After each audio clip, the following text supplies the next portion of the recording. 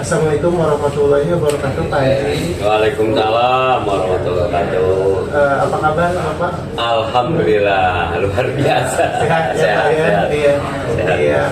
Mohon maaf, Bapak. Jadi ini saya mendapat tugas wawancara untuk kebutuhan tugas CGP untuk Apaan tuh JGP? calon guru. Oh, calon guru Iya. beneran. Kirain mah makanan. Iya, begitu Bapak, untuk demonstrasi kontekstual modul 3.1, yaitu tentang praktek pengambilan keputusan. Praktik pengambilan keputusan. Iya. Apakah Bapak bersedia, Pak? Bersedia diapain nih? Diwawancara. Oh, diwawancarai. boleh. Iya. Aduh. Terima kasih Bapak. Asal pertanyaannya nggak sulit aja. Iya. Iya Pak, ini terima kasih atas waktunya Bapak. Oh ya Pak, selama menjadi kepala sekolah, adakah suatu masalah yang mungkin Bapak pernah hadapi yang menimbulkan dilema etika dalam penyelesaiannya, Pak? Menghadapi masalah ya. Ya, menghadapi masalah sebagai kepala sekolah mah ya sudah barang tentu ya. Banyak permasalahan-permasalahan nanti yang akan dihadapi ketika Pak Ade jadi kepala sekolah. Ya. Amin. Banyak nanti yang akan dihadapi. Tinggal nanti bagaimana cara kita menyikapinya. Ya. Tadi apa pertanyaannya yang menyangkut dilema etika? Iya. Dilema etika, jadi ada pertentangan kaitan dengan etika ya. Iya betul. Di satu sisi ini benar, Iya. tapi di sisi yang lain juga benar gitu kan. Iya. Sama-sama benar, cuma ada sekat pemisah. Loh kok ini begini gitu kan ya, macam Iya, gitu. betul, Pak. Iya. Oke. Baik Pak, kira-kira kalau ada permasalahan berkaitan dengan dilema etika, bagaimana cara Bapak dalam menyelesaikan itu? Oke. Mungkin Bapak akan mencontohkan satu kasus ya yang pernah Bapak hadapi nih. Kebetulan di SMK Raudatul Fikroh ini sebagian 50% dari siswanya memang sekaligus sebagai anak pesantren, anak kobong. Jadi yayasan ini juga kobongnya ya di samping sekolah gitu kan, bersampingan. Permasalahan yang paling sering dihadapi tiap tahunnya ini dilema etikanya terkait dengan kedisiplinan datang tepat waktu bagi para siswa ya. Nah, ini salah satu kendalanya karena ini yayasan ini juga ada pondok pesantren. Nah itu kebetulan ada jadwal pengajian itu malam. Kalau malam itu terkadang paling tidak sampai jam 11, kadang masuk lebih sampai jam 12.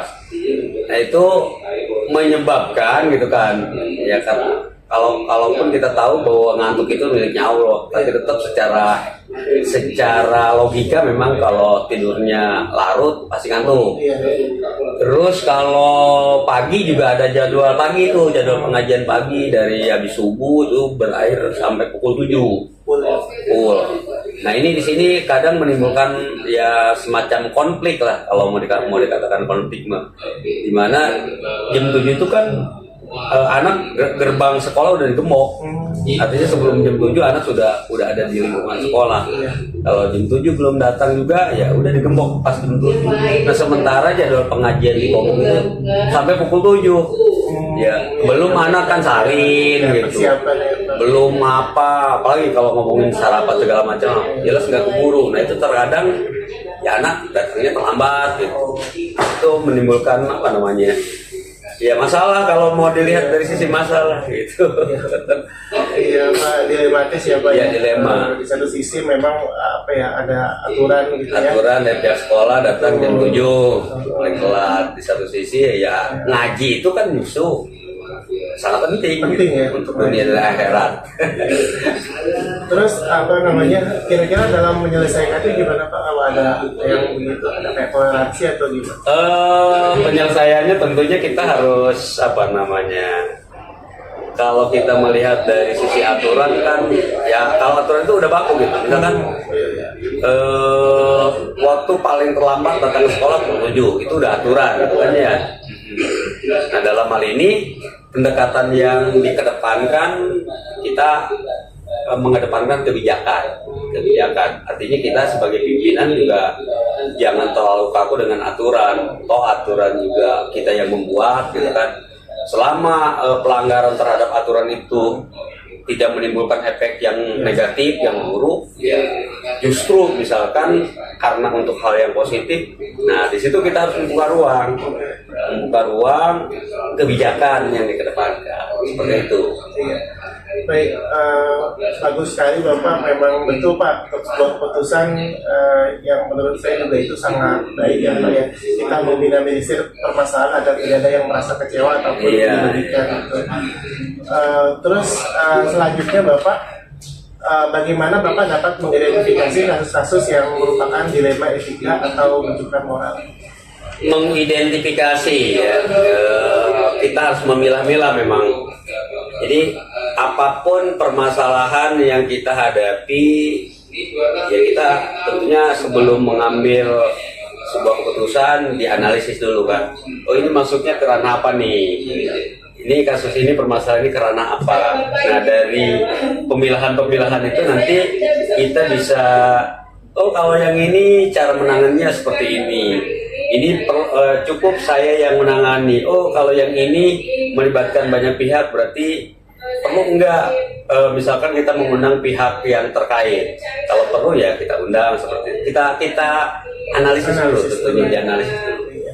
Baik Bapak, selama ini bagaimana Bapak menjalankan pengambilan keputusan di sekolah Bapak, terutama untuk kasus-kasus di mana ada kepentingan yang sama-sama benar atau sama-sama mengandung nilai kebajikan gitu? Nah itu tadi, yang pertama kita jangan terlalu kaku dengan aturan yang kita buat ya, karena toh aturan itu kita yang membuat. Orang aturan Allah aja ada ruksohnya gitu kan, ada keringanan, apalagi aturan yang dibuat oleh manusia gitu.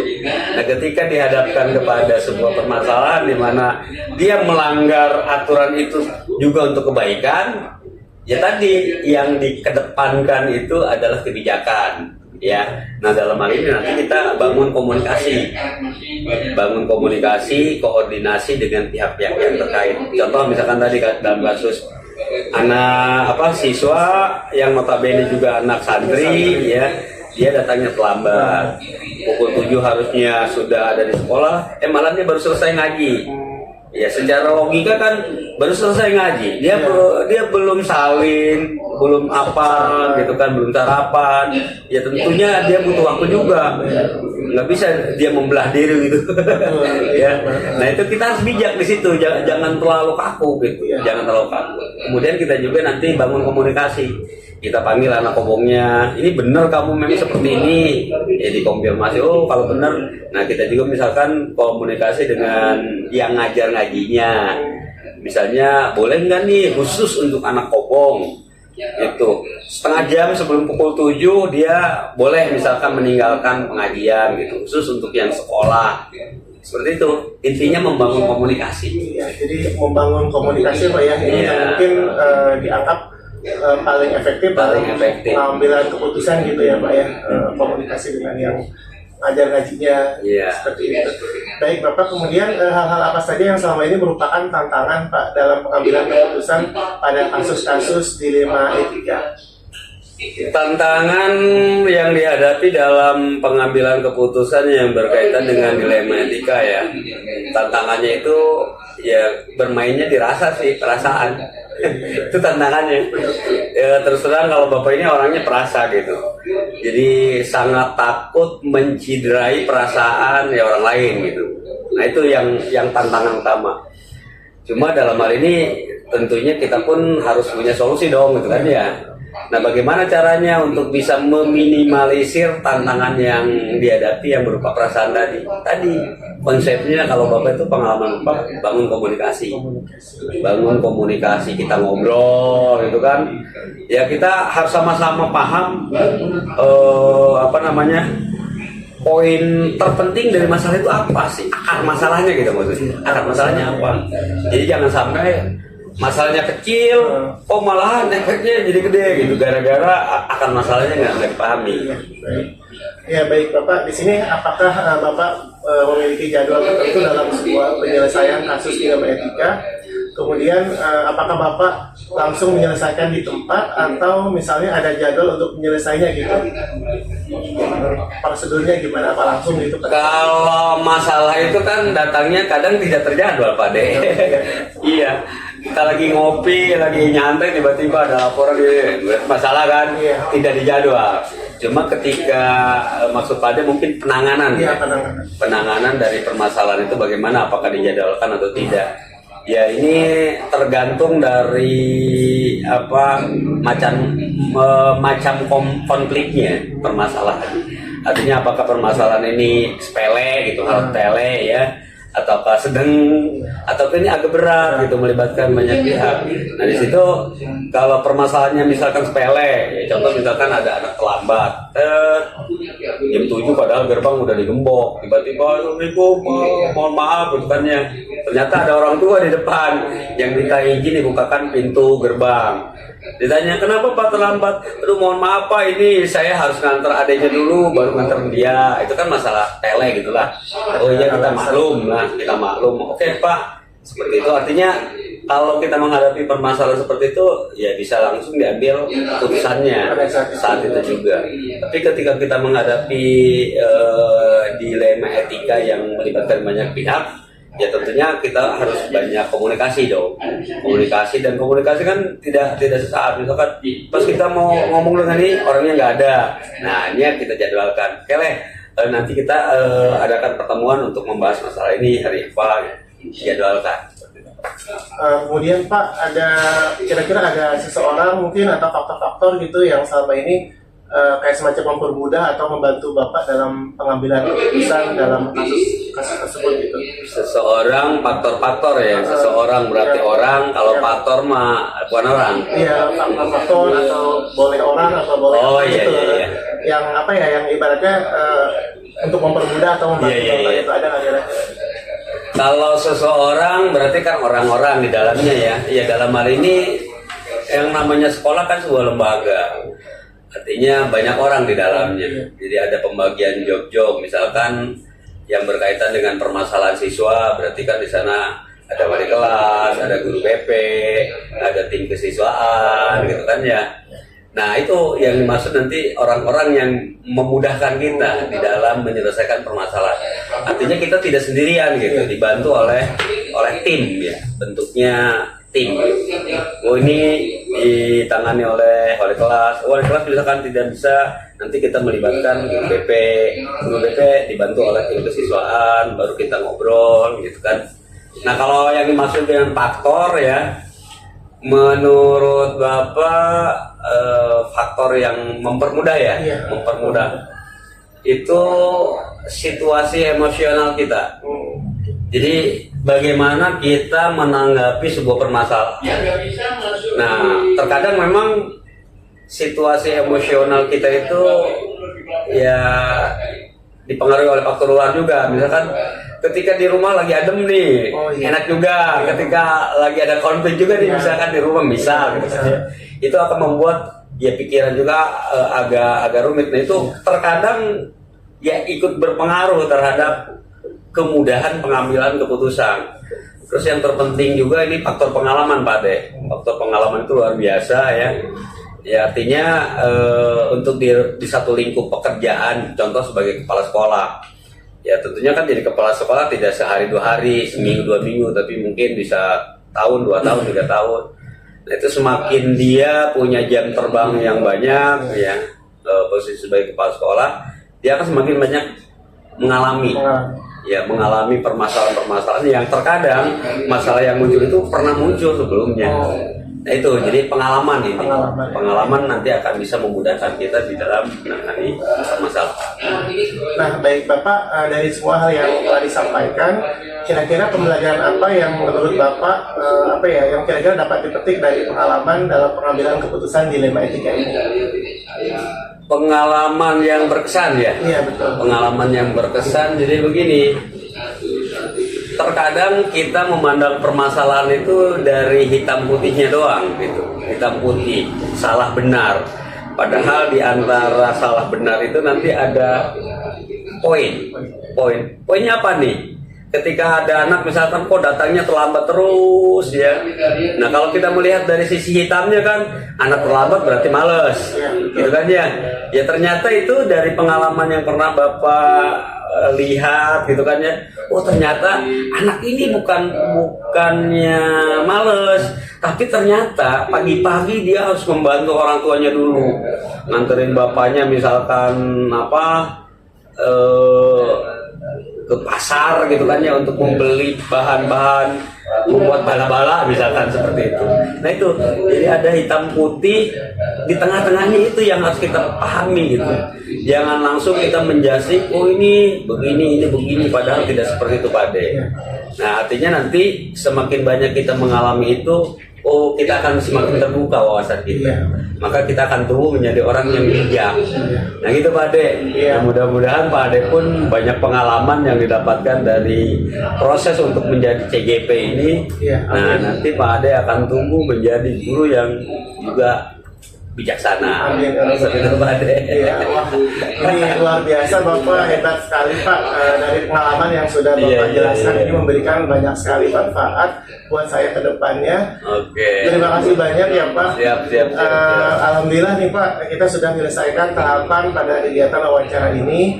Sebelumnya saya banyak mengucapkan terima kasih atas waktu dan kesediaan Bapak untuk diwawancarai oleh saya. Baik Pak, terima kasih banyak Pak. Mangga. Ya.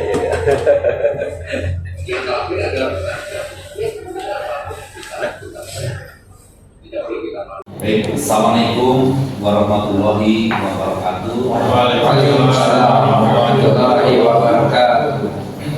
Mohon izin Bapak Kepala Sekolah, pada kesempatan pagi hari ini kami Kapal Guru Penggerak Angkatan 10 dari SMK Negeri 2 Kabupaten Tangerang, dengan saya Sutarman MPD. Saya Adi Ferdiansyah. Saya Ali Irwanto Engkong. Saya Yati Sunarti. Dan saya Hendra Saputra. Mohon izin untuk kesempatan pagi hari ini akan mewawancarai Bapak dalam waktu beberapa menit terkait dengan tugas kami, yaitu di modul 3.1 tentang demonstrasi kontekstual, yaitu tentang pengambilan keputusan apakah Bapak bersedia untuk kami wawancarai. Yang kemudian, bagaimana Bapak untuk kabar hari ini? Alhamdulillah. Terima kasih untuk waktunya. Baik, Bapak, mohon maaf, di sini saya ingin melakukan pertanyaan Pak.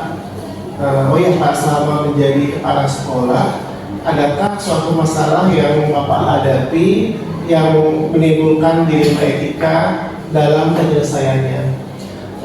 Bapak boleh ceritakan Pak masalahnya dan cara Bapak dalam menyelesaikannya. Ya, terima kasih. Assalamualaikum. Waalaikumsalam warahmatullahi wabarakatuh. Alhamdulillah, ya, selama jadi kepala sekolah, ya tentu saja masalah pasti ada. Karena kalau nggak ada masalah, ya, mungkin akan sulit berkembang. Ya. Tapi dengan berbagai masalah ini, ya supaya nanti bisa berkembang. Masalah yang sering dihadapi itu paling ketidakhadiran guru, itu masalah yang paling banyak lah. Guru yang malas, terus apalagi kalau guru cuti juga menimbulkan masalah juga. Guru yang tidak hadir juga menimbulkan masalah. Guru yang sampai yang kalau yang dilema etika ini ya, misalnya guru mengikuti iklan, itu kan sama-sama bagus gitu, iklannya bagus gitu untuk meningkatkan kompetensi. Tapi sisi lain, jadi dalam menghadapi masalah tadi kan Berarti harus diidentifikasikan apa masuk dalam dilema etika atau masuk pada wujud dan nanti yang pertama. Nah kalau yang dilema etika berarti kan masalahnya bagus. Ini ada dua masalah yang satu waktu ini bertentangan, datangnya bersamaan. Nah sehingga ini ya harus mendapatkan penghasilan. Contohnya misalnya guru ini mengikuti kalau satu sisi dia harus meninggalkan anak-anak, terus sisi yang lain dia akan untuk meningkatkan kompetensi. Nah itu kan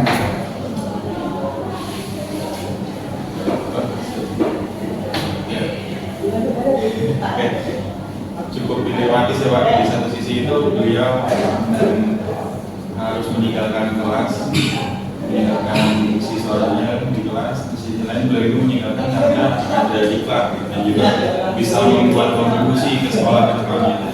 Nah, jika seperti itu, bagaimana Bapak menyelesaikan permasalahan tersebut?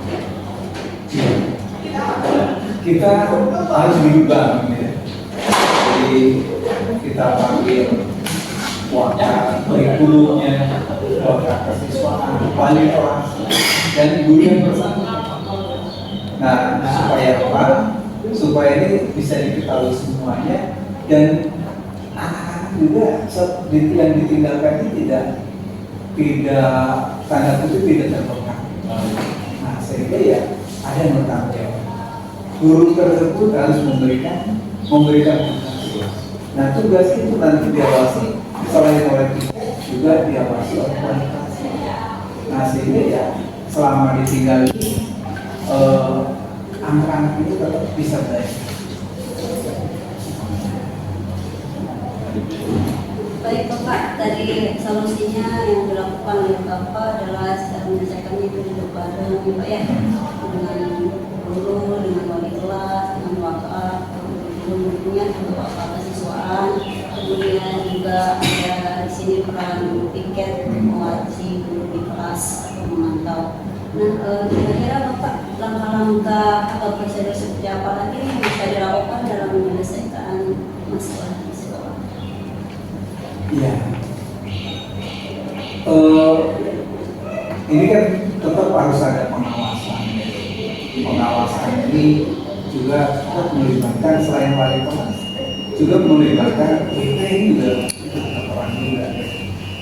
Jadi ketika nanti anak misalnya tanda kutip ada pelanggaran yang katakanlah dia harusnya belajar tapi karena nggak ada gurunya, gitu kan? Ada gurunya, tapi dia ada di luar kelas.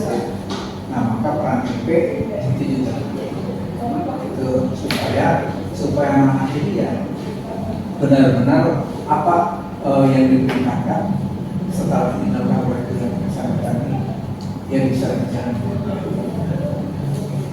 Ya, Bapak, selanjutnya bagaimana Bapak dapat mengidentifikasi kasus-kasus yang merupakan dilema etika atau rujukan moral Bapak? Ya. Ini memang ada beberapa tahap ya. Jadi ada 3 prinsip, 3 unsur dan ada 9 langkah. Yang pertama ini prinsipnya paradigma individu dan masyarakat. Yang paradigma individu menekankan, ya paradigma ini menekankan sebuah keputusan yang mengakomodasi individu atau sebuah kelompok dengan nilai-nilai yang sama-sama benar. Nah, individu dalam hal ini bukan hanya satu orang saja, akan tetapi individu dapat dimaknai sebagai kelompok kecil ya. Nah, jadi ya seperti keluarga, kelas. Nah ini individu dan masyarakat. Misalnya dalam satu kelas ini, padahal dia sudah siap bermateri. Nah, terus sedangkan kelompok lain dia butuh bantuan. Nah, makanya yang sering saya sampaikan di kesiswaan maupun kurikulum, kadang-kadang ada apa pembagian kelas itu, campur saja supaya apa gurunya enak, jangan yang rankingnya katakanlah yang IQ-nya tinggi-tinggi dengan dicampur supaya gampang gitu ya, kan sering seperti itu kan. Nah, ada itu menurut saya tidak boleh. Ini harus dipertimbangkan karena tadi itu ada kelompok yang satu atau kelompok ini dia sudah saya bosan materi ini terus pengen pindah ke materi lain, tapi kelompok ini satu kelompok ini dia belum paham. Nah, ini kan masalah juga kan. Nah, itu yang prinsip yang pertama. Kemudian prinsip yang kedua, paradigma rasa keadilan. Kira-kira tadi ya kan rasa keadilan dan rasa lawannya rasa kasihan. Kalau tadi kira-kira seperti apa? Anak yang udah katakanlah yang lebih paham duluan, gitu. Sedangkan ada sekelompok yang lain yang belum paham. Ini sudah tidak ada kalau kita apa namanya?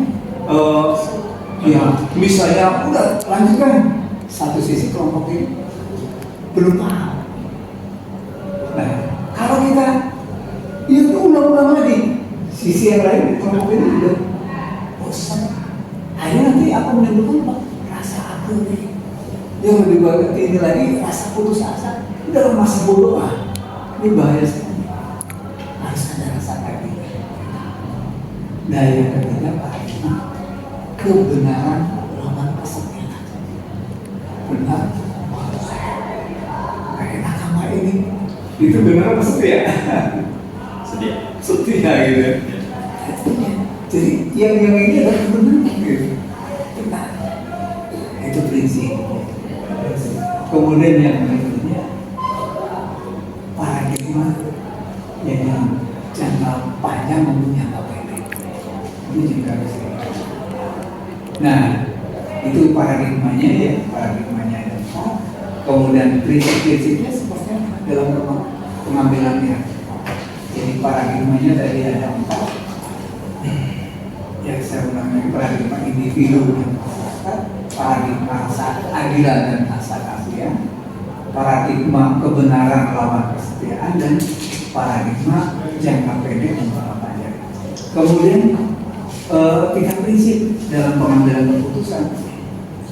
Berpikir berbasis hasil akhir. Kadang-kadang kan kita suka hasil akhirnya saja, bagaimana prosesnya gitu. Yang ini hanya berpikir hasil akhir saja. Kemudian ada berpikir berbasis peraturan. Peraturan pokoknya mah kalau nggak sesuai dengan peraturan tidak gitu. Belum tentu peraturan. Kalau yang namanya peraturan sudah otomatis udah diuji harusnya benar gitu. Nah, kemudian ya makanya kalau ini melanggar aturan gitu. Kalau sudah melanggar aturan berarti harusnya gitu. Rasa kasihan itu tadi udah harus ditinggalkan gitu, harusnya gitu. Tapi kadang-kadang kita tadi itu yang tujukan moral tadi. Nah, ya, yang seringkali kan apa? Tujukan moral kan gitu. Nah, kemudian yang ketiga berpikir berbasis rasa peduli. Nah, itu prinsipnya. Jadi yang harus diambil itu seperti itu. Ya, berpikir berbasis akhir, berpikir berbasis peraturan, dan berpikir berbasis rasa kesenangan. Kemudian, nah langkah-langkahnya apa? Tadi kalau ditanya langkah-langkahnya, yang pertama mengenali nilai-nilai yang selalu bertentangan. Identifikasi. Kemudian yang kedua menentukan siapa yang terlibat dalam situasi itu, siapa saja yang terlibat.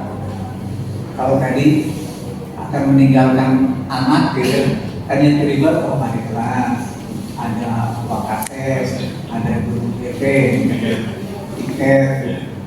Kemudian yang berikutnya mengumpulkan fakta-fakta yang relevan. Ya. Kemudian pengujian benar atau salah, diuji benar atau salah. Kemudian pengujian paradigma benar lawan benar. Kalau dilema etika kan berarti benar lawan benar. Kalau tujuan orang benar salah. Kemudian melakukan prinsip resolusi. Yang melakukan prinsip resolusi. Resolusinya seperti apa? Nah, investigasi jalan keluarnya seperti apa? Dicari jalan keluar. Kemudian membuat keputusan, lihat lagi keputusan dan refleksi. Yang tadi, setelah dibuat keputusan, lihat lagi keputusan dan refleksikan keputusan.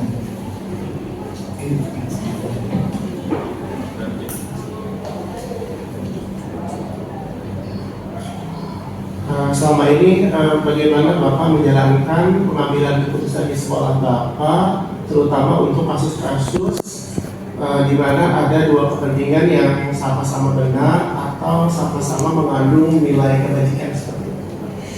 Ya, jadi ya prinsipnya kalau yang sama-sama benar ini kan lebih urgen yang mana? Ya, lebih prinsip yang mana, lebih menguntungkan yang mana.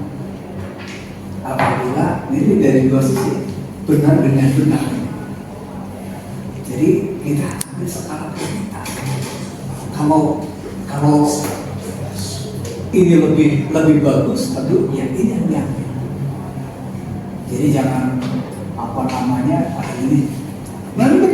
Benar, sama-sama benar, sama-sama bagus. Tapi skala prioritas yang berbeda.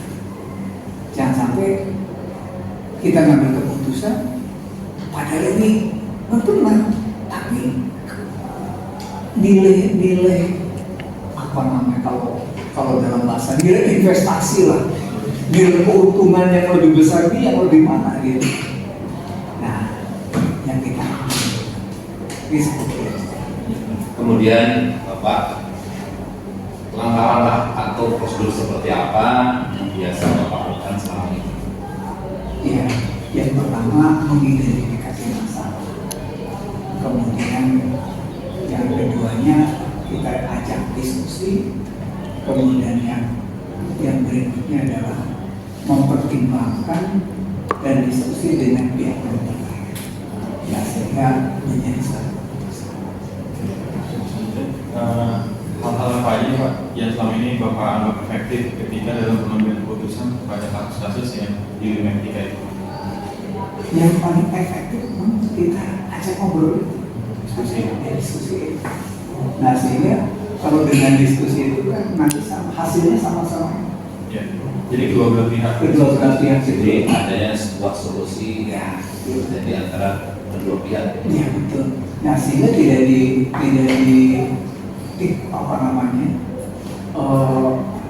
dikuasai lah gitu. Menang saya kepala sekolah harus A, B gitu. Tapi dengan seperti kita ini kan sama-sama menghibur.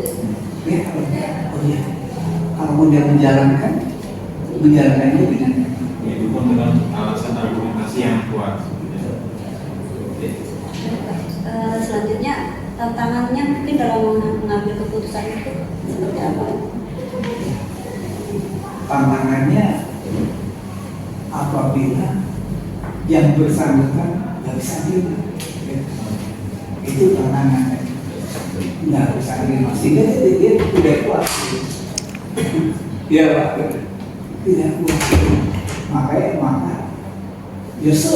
maksimal mungkin ya bagaimana supaya semuanya bisa menerima sehingga keputusan itu menjadi hal yang terbaik gitu.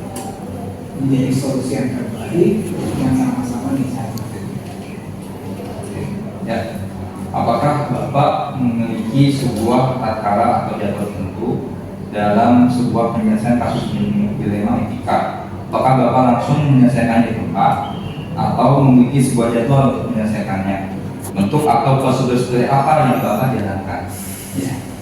Jadi ini sangat-sangat prinsipnya setiap ada masalah berarti langsung diselesaikan, sehingga tidak menunggu. Atau kalau ganti waktu ini kan seringkali orang berpikir lain.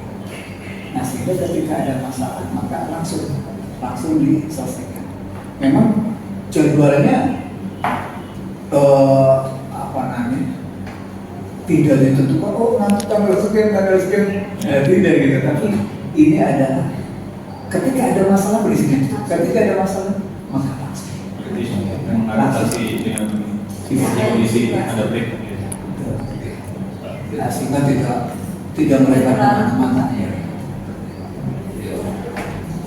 Baik, Bapak, ini sangat menarik Pak ya.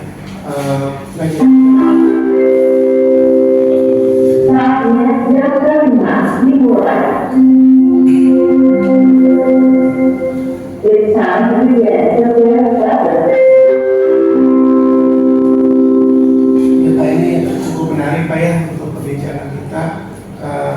Adakah seseorang atau faktor-faktor apa yang selama ini mempermudah atau membantu Bapak dalam pengambilan keputusan dalam kasus-kasus dilema etika tersebut, Bapak?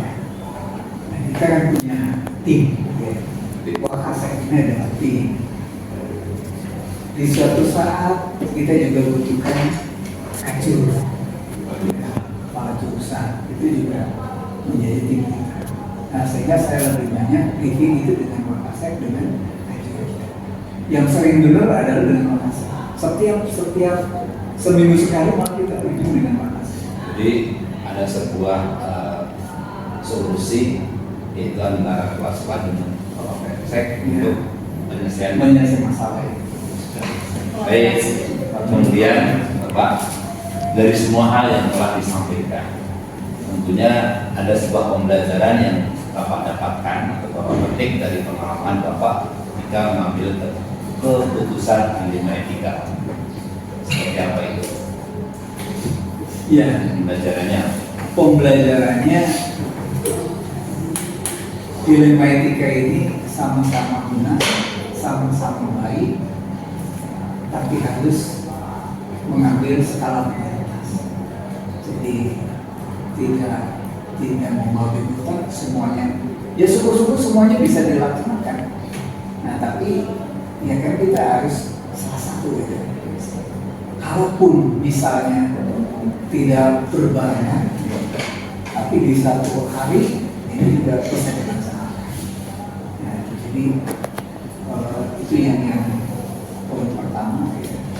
Poin yang kedua, tentu saja karena ada komunikasi, ada diskusi dengan yang bersangkutan, nah sehingga menimbulkan dari hati ke hati, menimbulkan dari suatu keterbukaan di dalam organisasi. Ini juga sangat-sangat bagus. Itu diantaranya. Nah, terus yang berikutnya adalah adanya timbul rasa tanggung jawab. Ya, ketika diputuskan dia Bapak harus berangkat. Misalnya kata Radika, datang usaha, dia berangkat itu. Di sana ini bukan hanya numpang tidur, tapi benar-benar dia harus mengikuti diklat itu dan kompeten sesuai dengan tujuan itu. Nah, sehingga ketika dia pulang harus mampu mendesiminasikannya. Mereka sejalan, praktek baik. Itu Ya, luar biasa sekali Pak. Saya pengalaman sama pengetahuan itu sangat bermanfaat buat kami ke depannya. Sekali lagi saya ucapkan terima kasih Pak. Kira-kira apa yang Bapak dapatkan setelah kita berbincang ini, Pak? setelah ya yang tentu saja ini berbagi pengalaman ya. Yang saya harapkan ini guru-guru penggerak yang harus mampu menggerakkan pertama menggerakkan dirinya, ya menggerakkan dirinya. Jadi jangan sampai aku masih seperti yang dulu. Nah, itu ada perbedaan. Nah, harus ada Hanya seremoni aja. ya, harus ada perubahan. Karena perubahan yang hakiki sebenarnya adalah mulai dari 3M, mulai dari saya, dari diri sendiri, mulai dari hal yang kecil, mulai sekarang. Ini ya. Saya sekarang. Coba sama-sama tiga berubah ya, saya berubah ya. Siap. Pertama, mulai dari saya, mulai dari hal kecil, mulai sekarang. Nah, setelah yang pertama, yang kedua, ini teman-teman kita ini juga berharap sekali. Ya, destinasi ini. Jadi itulah lagi ilmu ini ke teman-teman yang lain. Ya, sehingga yang ketiga ini membawa perubahan, membawa perubahan lembaga ini, lembaga yang ideal. Apalagi kita ini sekolah yang paling besar ya di provinsi Banten gitu. Ya tentu saja harus berubah, perubahan yang luar biasa. Dan yang terakhir adalah menjadi apa? Ya bisa mengembangkan ke sekolah-sekolah. Itu dia Dampak. itu yang saya katakan. Baik, terima kasih. Alhamdulillah Bapak, pada momen ini, pada kesempatan ini kita semua ya sudah menyelesaikan tahapan pada kegiatan wawancara.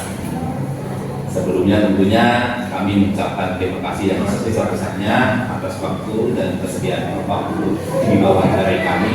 Dan depannya mudah-mudahan apa yang tadi saya dapatkan bisa saya terangkan ke depannya Bapak. Sama-sama saya terima kasih punya kesempatan ngobrol bersama, diskusi bersama, mudah-mudahan ada manfaat. Baik Bapak, yang selanjutnya kami izin pamit untuk melanjutkan kegiatan lain. Terima kasih atas waktu yang ada kesempatan siang hari ini. Terima kasih Bapak. Terima kasih.